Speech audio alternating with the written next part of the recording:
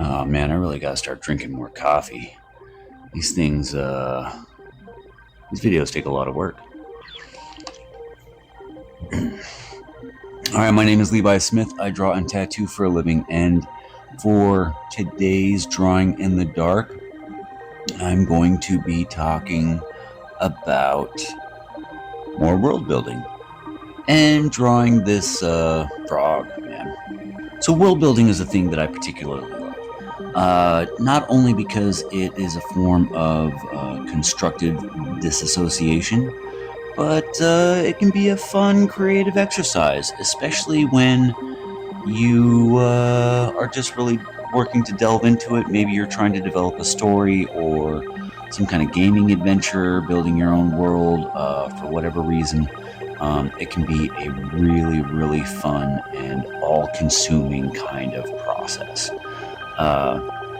And just in general, world building as far as creating your own worlds, nations, continents, involves all the drawing of the maps and thinking of all kinds of different aspects such as geopolitics, species, various types of animals and stuff.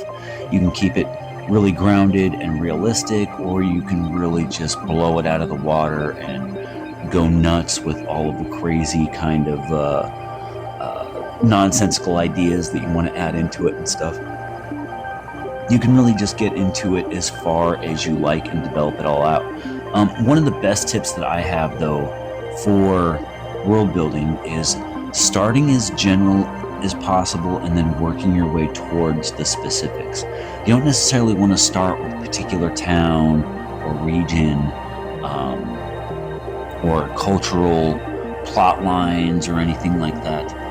You really want to think about, say, like the overall world itself, the planet, and the conditions of the planet, various cosmic and celestial kind of goings on and stuff, and then from there start working in, start going into the geography of the world. How much of it is water? How much of it is land? How crazy are the geological features? What's happened to the planet over time to explain a lot of the geological features that you want to add into it?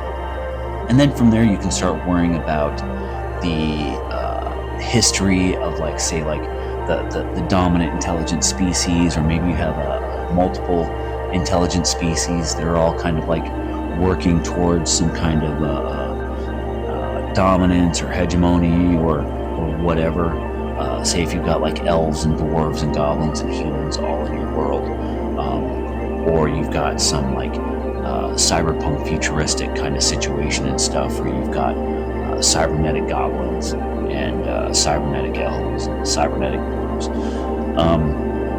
But working out stuff like that, going from the most general kind of ideas and then slowly dialing in as you develop all of that stuff out, then starting to get into the names of the kingdoms or territories, and then the towns, and then the names of the rivers and the names of the mountains, and historical context and plot lines and all of that kind of stuff.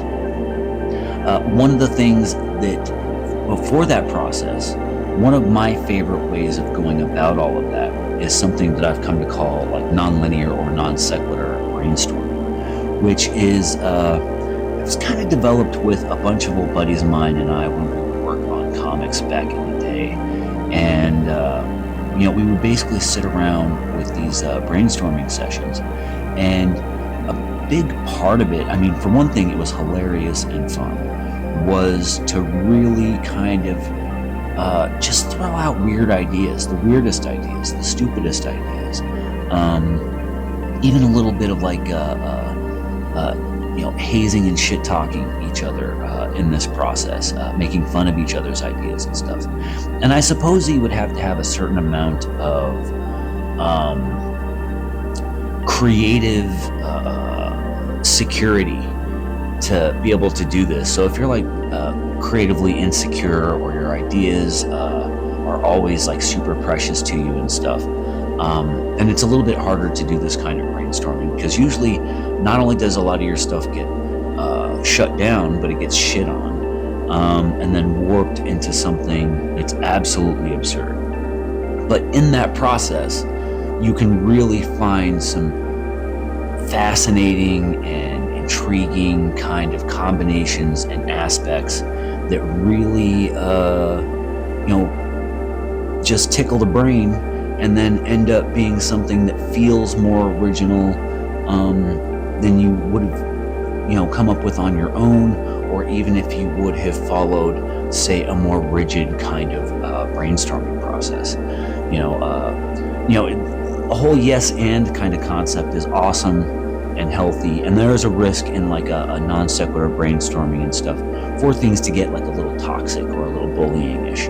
But as long as everybody there is and that is if you're brainstorming, I guess it'd be kind of hard to do this by yourself.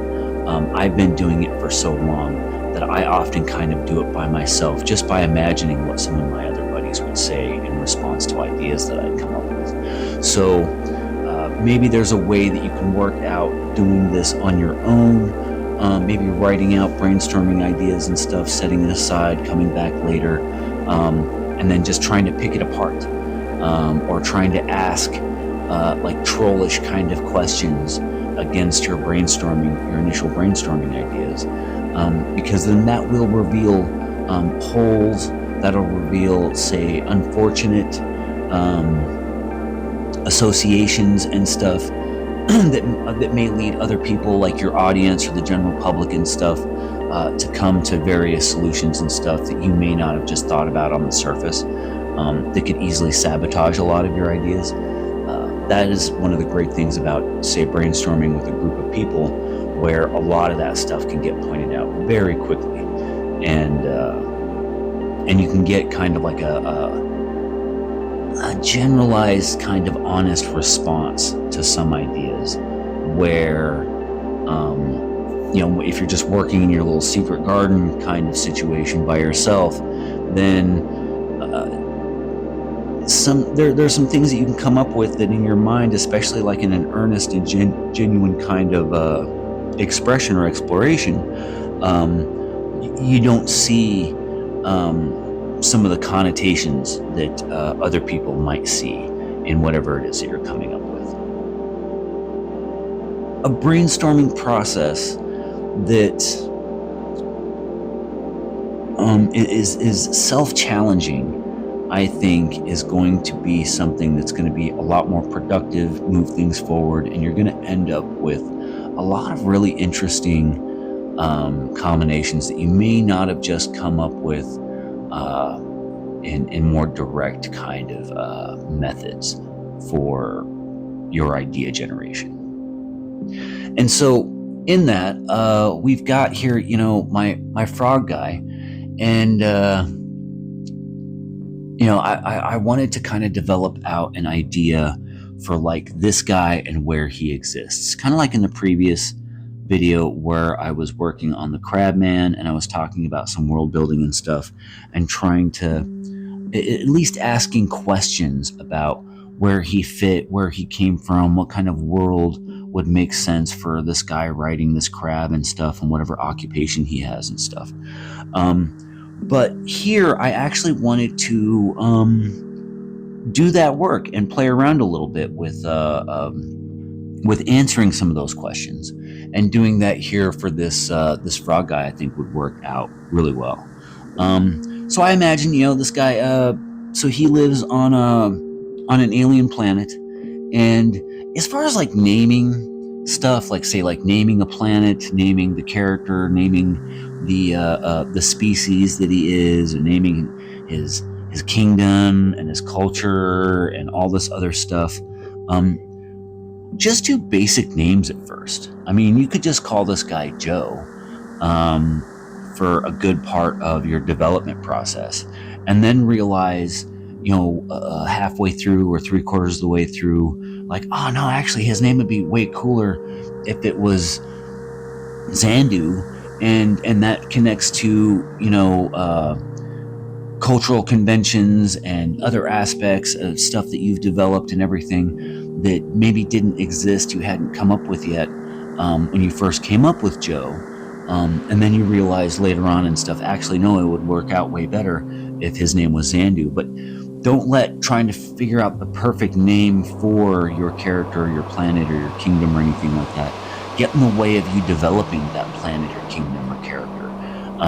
Go ahead and develop the thing first. Give it a placeholder name. Give it Planet X or Cestus 3, or just come up with something as a way to fill that gap, and so your mind can refer to what you're talking about.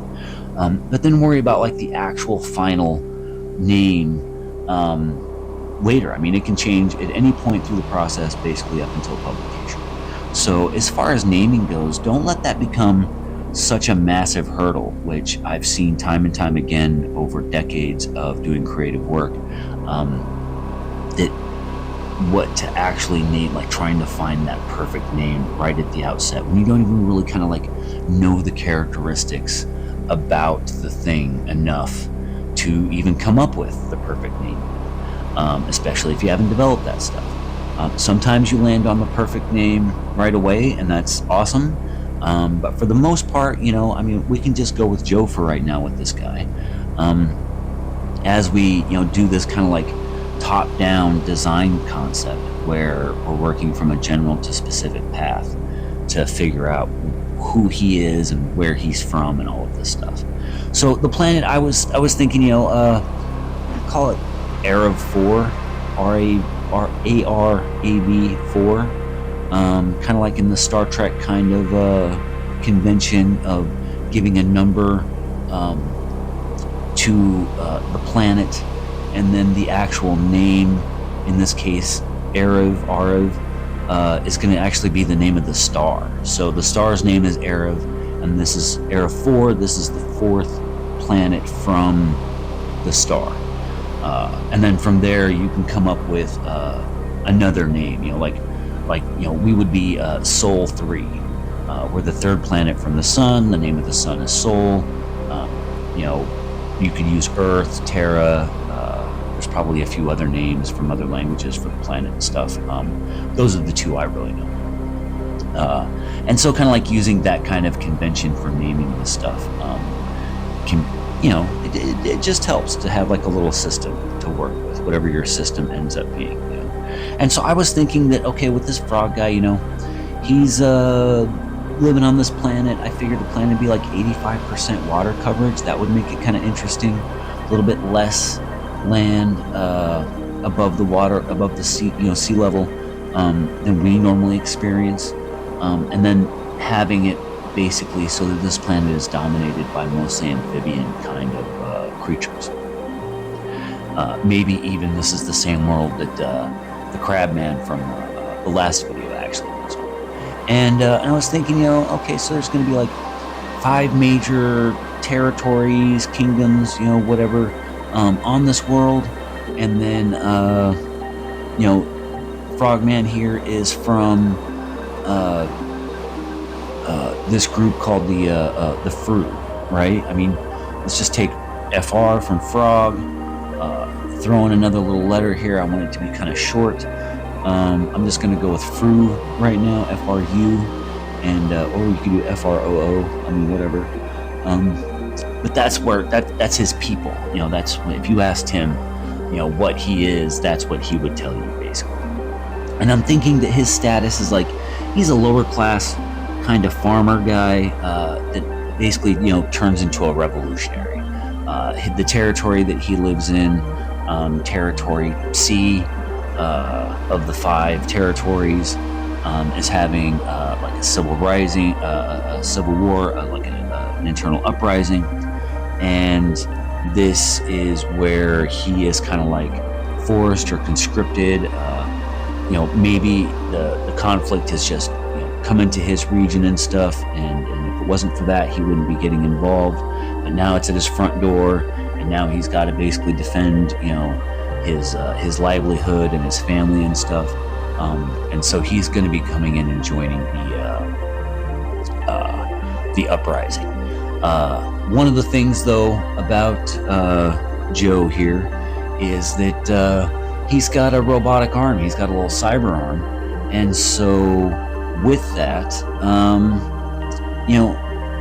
we're suggesting that there's like a high level of technology. So these people are advanced. This planet's got quite a bit of advancement and stuff. They've got like flying vehicles and automobiles, tanks, all kinds of stuff like that, So maybe the region that Joe here comes from isn't like heavily developed, still fairly rural and stuff, but he still has access to high tech and everything. And maybe he lost his arm in some kind of farming accident and stuff, and then ended up having to get like a cybernetic replacement kind of thing. And then maybe that's where he's kind of like ambivalent in the uprising because he's benefited from his government's services and medical technology and stuff, but at the same time he still doesn't like the conflict coming so near where he lives, kind of thing. And so I don't know, maybe this world has a lot of magic. If it has a lot of high technology, then it probably isn't going to have a whole lot of magic. And so we can just kind of continue to develop out this whole process. I mean, forever, until we figure out the names of his kids and all that stuff, and his evil twin and his royal cousin and all that kind of stuff. But I've managed to fill up a whole lot of time with this little bit shorter video here. These videos are hard as hell. Trying to come up with some essay topic for every damn video can be a lot harder than coming up with whatever it is that I'm going to draw. But anyway, here is Joe. He's a frog, man. And yeah, that's about it for today. I hope you liked the episode. Like and subscribe, do all the stuff. Check out the Patreon, links in the description. We'll see you next time.